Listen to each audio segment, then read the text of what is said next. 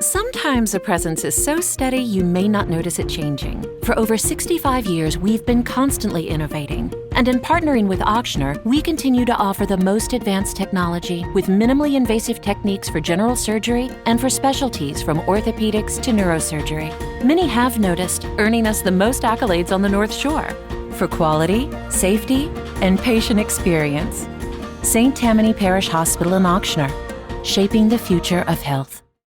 Welcome to Healthy Living. I'm your host, Melissa Hodgson, and we're talking today about the opioid crisis and about physical medicine and rehabilitation. We'll be talking with three members of the staff at St. Tammany Health System who have a special focus on pain management, the opioid crisis, and on physical therapy and rehabilitation. We'll talk first with Dr. Mike Hill.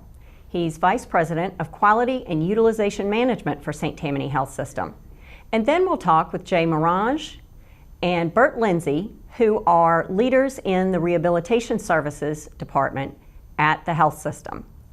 So Dr. Hill, thanks for joining us. Good morning. Good morning, Melissa. Thanks for coming out. Oh, you're welcome. Glad to have you here. And I know that you really have led an eye view at the health system about the opioid crisis, about it as an epidemic. And your background is in disease management, right. So that's kind of an interesting connection there. Right. So I'm involved with population health at St. Tammany Health System, and one of our initiatives that started about 3 years ago was reducing opioid use in our hospital as well as our outpatient setting.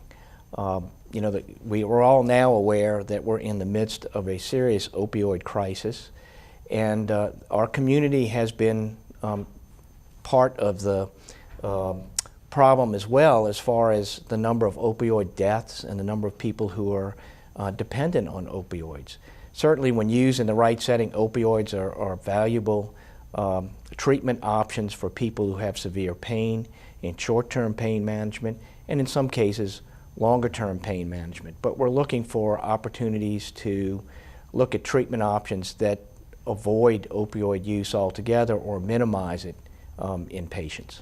Okay, and so I think you've brought up a couple of really important points there because, of course, like a national recession, a national epidemic, you don't necessarily know you're in it right away. You realize you're in it when levels hit certain markers.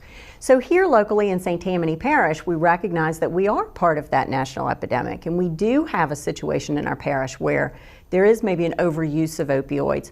But you're right, these are a very valuable tool in the care of populations and people with particular diseases or chronic conditions, or sometimes just acute and temporary pain may need those opioids, but we want to recognize that there are positive and negative ways to prescribe medications. And so can you talk a little bit about what we're doing at St. Tammany Health System to sort of look at that in a more systematic way of using rehabilitation and medication for the benefit of our patients? Sure, be happy to. So a couple initiatives we took is, number one, educating physicians and practitioners on the proper use of opioids. Because I think a lot of us grew up in an era where opioids were something that we just did every day, and we didn't think about the ramifications of the potential for addiction and some of the downhill side effects of these medications. And so I think, number one, training physicians on the proper use of opioids, really gearing prescriptions to shorter prescriptions, reducing refills, reducing dependence on opioids, and in many cases, using other modalities to avoid opioid use altogether. It's much easier to treat pain in individuals who have never been exposed to opioids. Other modalities seem to work better. And that's something that we started at St. Tammany, was really a team approach, utilizing our physical therapist, utilizing other medications, and in some cases using other modalities to block pain altogether that did not involve medications. And that's where Bert and Jay are going to talk about later on in this presentation. We started in the hospital setting with our hospitalist in reducing opioid use. We worked with the Society of Hospital Medicine and became one of the leading hospitals in the country on reducing inpatient opioid use. And since then, we've expanded that to the outpatient setting and into our community. You know, last year in 2018, we had 63 opioid-related deaths in St. Tammany Parish. Our goal is to get that close to zero, as close as possible. Well, that's exciting progress. And so you've talked a little bit about kind of that big picture and then localizing it, and certainly our health system has been a leader here locally and recognized nationally for that excellence. Can you talk a little bit about whether technology plays a role in our opioid reduction? Yes, this is a very good question. So several things that we're doing. We track the opioid use both by patient use and physician prescribing habits, and we do that with the Board of Pharmacy. Every physician that prescribes controlled substances has to be on a prescribing reporting tool with the Board of Pharmacy. We also track it in the hospital, and we look at the number of what we call morphine equivalents that patients are given and per doctor. And so physicians are able to look at their own prescribing habits, and that gives them feedback on what they can improve on. And since we've gone into effect with this in our emergency room and in our hospital, we've seen a 30 to 40% decline in opioid prescriptions. Wow. And you're able to measure that because you're taking the time to make those records. Right. And the other thing that we've developed are tools that educate the patient into what the goals are and what we're trying to achieve, and that it's not always a pill that solves the problems. It's multiple modalities that help reduce the pain altogether. And so I think that the team approach really has served us well at St. Tammany, both in our inpatient setting and our outpatient setting at the hospital. Fantastic. Can you sort of look into your crystal ball and talk to me about where you see St. Tammany Health System and its opioid program, or its maybe pain management program is a better way to say that, in the next 5 years? I think in the next 5 years you're going to see more emphasis on, again, the team approach, looking at other modalities. I think we'll see opioids still have a niche in certain areas, but there'll be short-term use for the most part. In certain areas, we do use long-term opioids, but they're done in a different type of use and delivery model so that patients are less likely to become addicted. So I'm hoping that in the next 5 years, and I think we have a very good strategy put together, that we're going to see a marked reduction in our opioid use in our community, both in the inpatient side and the outpatient side. We'll use more rehabilitation modalities and dry needling, et cetera, to reduce the pain thresholds so that patients can learn to tolerate and manage their pain. Outstanding. So it's going to be a combination of education, prescription, other modalities like physical therapy, and that strategic approach using technology to track and monitor and understand that use. That's correct. And I think artificial intelligence is going to play a significant role, because we'll be able to put certain information into our electronic medical record that may flag this is a patient that is high risk for opioid dependence, and then try to work with the other modalities to reduce the opioid exposure for that particular patient. Very good. Well, Dr. Hill, thank you so much for coming in. It's been a pleasure to talk with you. Thank you, Melissa. Up next on Healthy Living, we'll be talking with Jay Morange about physical therapy and rehabilitation and its role in the reduction of opioid use in St. Tammany Parish. Thank you. Thanks. Thank you. Thanks for Sunny Face Eggs. For my baby sister. For my fishing buddy. Thanks for my mama's gumbo. Thanks for my mom. We enjoy receiving awards and recognition from our peers, but the true reward comes from seeing positive outcomes for our friends and neighbors. So thank you for trusting us. St. Tammany Parish Hospital, World-class healthcare, close to home. Welcome back to Healthy Living. We're talking today about the national opioid crisis and its impact here locally in St. Tammany Parish. We're talking with St. Tammany Health System leaders who have taken on the responsibility of re-examining how our health system uses opioids in our market for patients and their pain needs. We talked first with Dr. Mike Hill, who talked about the global crisis and how it's affecting us locally and what our strategy is to resolve the issue. We'll talk next with Jay Morange, who manages rehabilitation for St. Tammany Health System, and we'll look at how physical therapy and rehabilitation can make a difference. Jay, welcome. We're glad you're here today. Thanks for having me. So talk a little bit about how rehabilitation or physical therapy has a role to play here. So back in 2015, we were tasked with getting involved with our pain chapter as far as HCAHPS, which is the national scoring system of how a hospital does, and therapy got involved by bringing on pain blocks with total joints, and from there it kind of evolved to how can therapy play a role with addressing the opioid epidemic.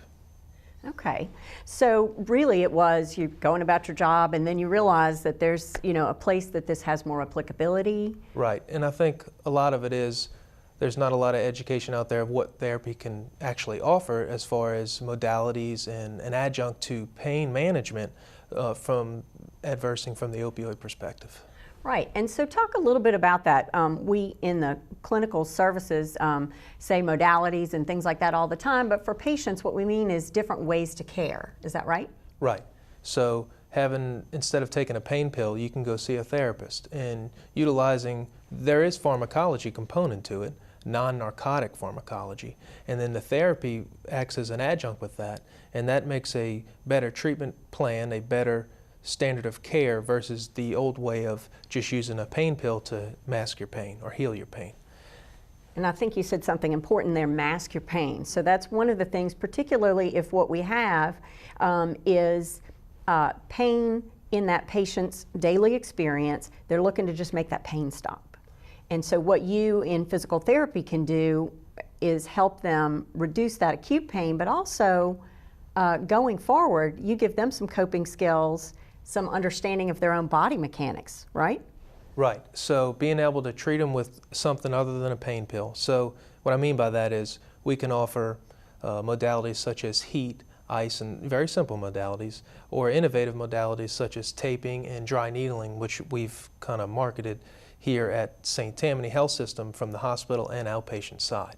So being able to offer that to a patient and letting them know that that's available out there versus that pain pill, and then going forward having that education and know, hey, I don't have to take a pain pill to be able to address my pain. There's other things out there that I don't have to face, the risk of having a lifelong addiction to pain pills.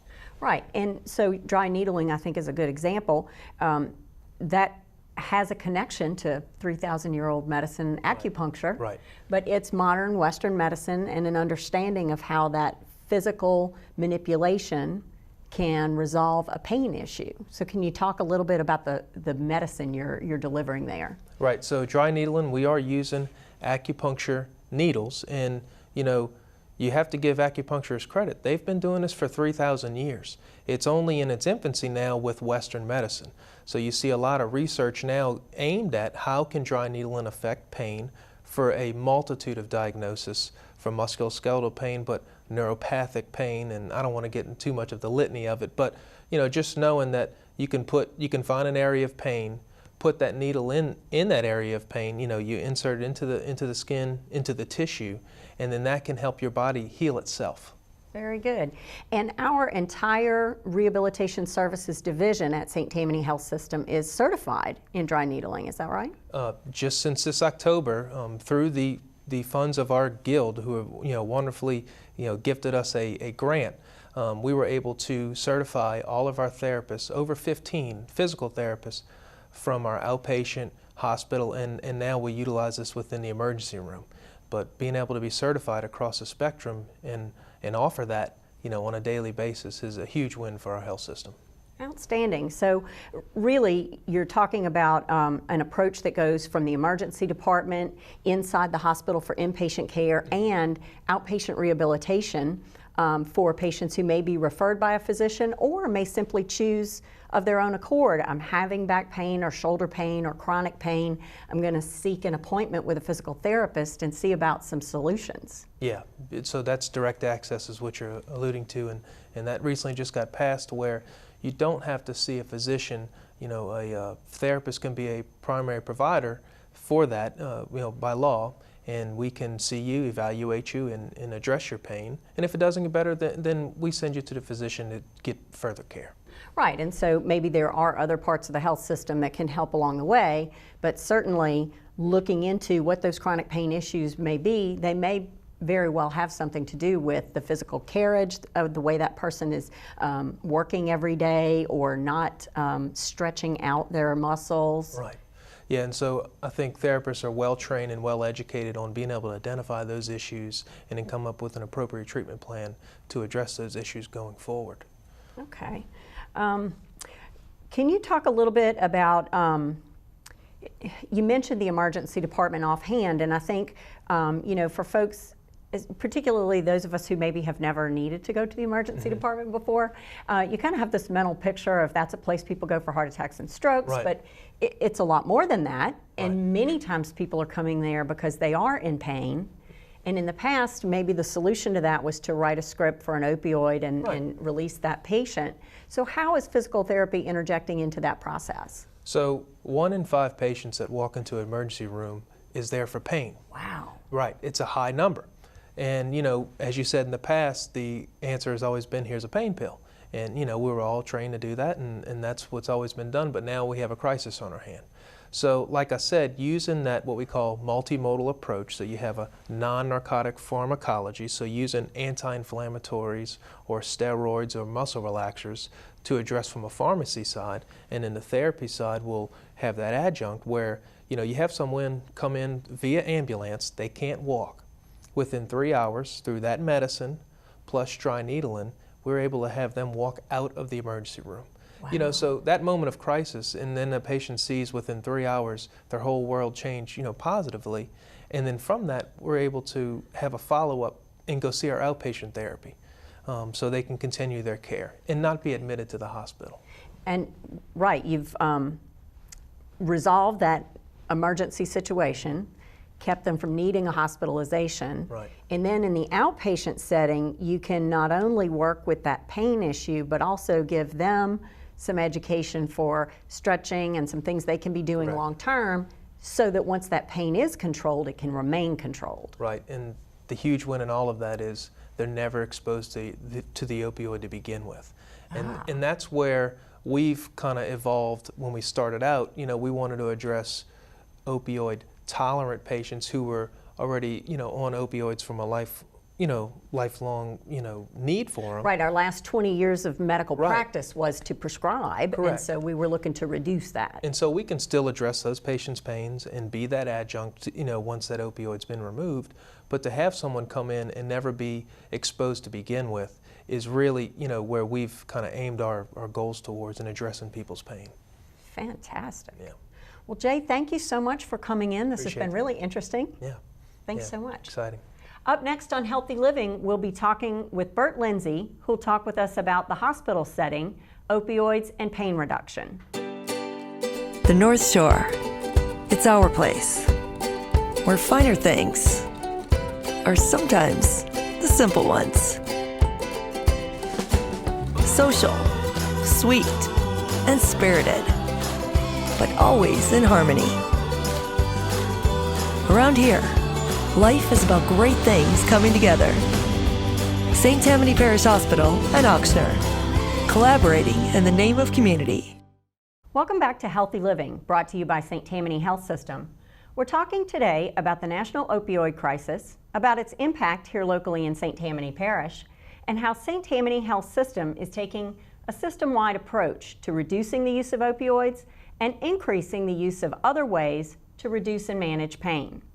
We talked with Dr. Mike Hill about the crisis itself and about the strategy for reducing opioid use. And then we talked with Jay Morange about how physical therapy can make a difference. And we talked about emergency departments and outpatient settings. Last, we'll be talking with Bert Lindsay, who will look at the hospital situation and how physical rehabilitation makes a difference in patients' lives. Bert, thanks for joining us. Thank you for having me. We are really glad to have you here and looking at this situation. You know, you've been involved in rehabilitation, physical therapy for a very long time, and you can talk about a history of before opioids and then the difference that happened and where we've sort of come back to a system of physical therapy that went away for a good 20 years. I actually was a coordinator at a hospital in '95 when a nurse administrator came to me, and she was gleefully happy that she could tell me that we were going to be able to get rid of all of our modalities that we at the time in '95 still did for patients. They didn't have the technology that we do now, but we were doing them regularly. And she said we have 2 new medicines coming out in '95, '96, and that was Percocet and OxyContin. And within 6 months of that getting here, we were out of the pain business. And because it was just going to, okay, if you're in pain, we're going to prescribe a medication. And that's exactly what they did, and it worked. And we were out of the pain business, and to the point where they didn't really even teach it in school. Wow. So physical therapy programs training physical therapists were really not as focused on pain. Well, we were in the mobility and pain business, and then we were just in the mobility business. That's it. Very good. And then as this national crisis, as Dr. Hill and I were talking about the fact, like in a national recession and a national epidemic, you don't know you're in it until suddenly you really are. And then you've got to begin to find your way out of it. And the opioid crisis, the way out of it is to reduce the use and to find the appropriate use. And physical therapy plays an important role in that. It does. Before that, though, you have to know you have a problem. And even before it became national knowledge, St. Tammany Health System was very integral in attacking the problem because we were seeing the fruits of that in the emergency department where people would come back many times and just go from hospital to hospital to try to get their needs met. And I just rehashed something that I had seen in the '90s that really worked. And you know, I've been in this almost 30 years, so I just brought up the bright idea that we could consider bringing this back as just an option, an alternative. And they were all over trying it. So what you're talking about is kind of giving the patient an understanding of what's happening and some accountability, and then introducing other options than a prescription. Absolutely. And then the focus became to try to do as much as we can to reduce exposure. That is paramount to everything. And it's so paramount that we're still trying to convince CMS, Medicare services providers, that that's where we need to be looking. Because right now they're dumping a lot of money into treatment, which will always be there. But if you can stop exposure, you stop any future issues with dependence. Right. So certainly everyone who already has an experience with opioid pain relief may be seeking more opioid pain relief. Right. And so your approach there is to help them reduce that need and find other solutions. Right. But then you're saying if we can reach a population that's never actually experienced opioid pain relief and we can give them other ways for pain relief, then they maybe never need an opioid to begin with, or if they do, it will be for very acute situations and very short-term use. Absolutely. And so instead of even addressing pain as acute and chronic now, we look at things as opioid naive versus opioid tolerant. The FDA has set that as a goal. So we're training not only the physicians, nurses, therapists, ancillary staff to address it that way, but we're also trying to promote that nationally. Because if you address it by the amount of opioids you're exposed to, you can better control that parameter. Okay. And we've talked a little bit about the fact that opioid pain relief was in use, outpatient, inpatient, emergency, it was everywhere. And our health system is looking at all of those areas for ways to reduce pain. So certainly as someone is coming into the emergency department, we're no longer prescribing that 30, 60, 90 days worth of pain medication. Maybe it's a few days, or maybe it's not an opiate at all, right, but other options. And if they have to be hospitalized, in the past we might have started that conversation with the patient about reducing their pain or eliminating their pain while they're in inpatient setting in the hospital. But we're actually adjusting that and introducing more therapy there as well. Is that right? Absolutely. Anything we can do to limit exposure and make a person comfortable. One of the things that we started when we got involved in the initial national joint bundle efforts for total joints is we tried to establish through an individual one-on-one interaction with the potential patient that what is the pain level that you can tolerate during the stay. So we would have patients who would have total knee replacements thinking they should have zero pain out of surgery, and that's not realistic. Right. As soon as you get a realistic understanding and an agreement, a verbal contract, if you will, that we're going to keep your pain at this level, it makes things much easier. Pain is a byproduct of surgery in many, many cases, and to expect to have zero pain is not realistic. So as soon as we know what those levels are, then we can do whatever modalities from the least invasive to dry needle if needed, because that is invasive, to try to keep that pain within that agreed upon parameter that you want to maintain while you're in the hospital. So interesting that from emergency, inpatient, and outpatient, one of the first things we have to do is work with the patient to have some understanding of what's actually realistic. Some agreement. So maybe we have had decades of medical practice that we're creating an unrealistic expectation. Yeah, and that expectation actually was reinforced by CMS when they made pain the fifth vital sign.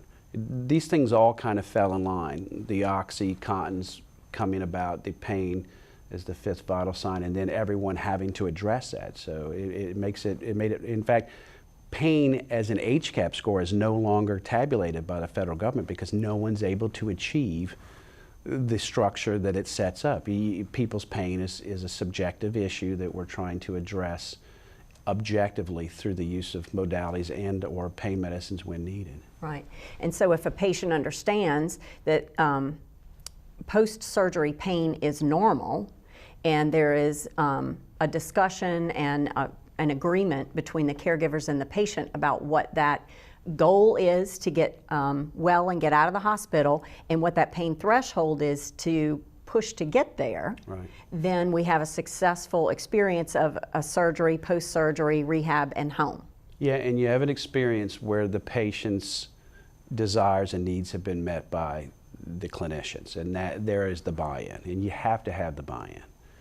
You can't have a quality experience as a patient unless we're listening to what your needs are and giving you as best as we can realistically a pain measurement that we can help you achieve during your stay. Very good. Well, I appreciate you coming in today to talk with us about opioids and about how physical therapy can make a difference. Thank you very much for having us. All right. Thank you for joining us on Healthy Living. We've been talking today about the national crisis in opioid use, how it's affecting people who live in St. Tammany Parish, and what St. Tammany Health System is doing to make a difference for patients who live here close to home.